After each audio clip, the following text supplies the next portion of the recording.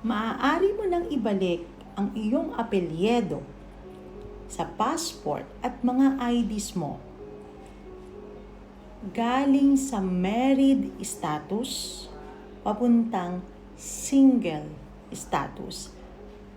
Yan ay naaayon sa Republic Act number 11983. Kung nais ninyong makakuha pa ng iba pang impormasyon, katulad nito ay follow Yes Pinoy Pro sa Facebook, sa TikTok at marami pang mga social media katulad ng Instagram at YouTube.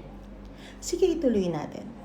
Tama po na maaari nyo nang ibalik ang inyong mga apelyido from may asawa papuntang dalaga as per Republic Act number 11983, provided that you are going to provide all the required documents katulad ng affidavit of explanation at yung judgment na kayo ay annulled na or divorced na.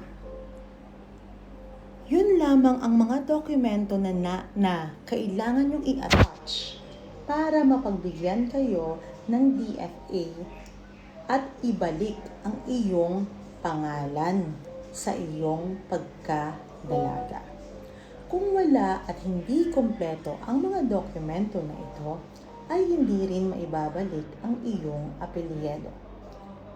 Maaari rin kayong mag-submit ng death certificate ng iyong asawa at ipa-update at i-annotate ito para naman makitang dalaga ka na talaga. Kung meron na po kayong mga documents, ay maaari nyo nang palitan ang iyong apelyido. Kung nais nyo pang malaman ano pa ang iba pang mga paraan kung paano maibabalik ang iyong apelyido, ay maaari kayong mag-message sa Yes Pinoy Pro.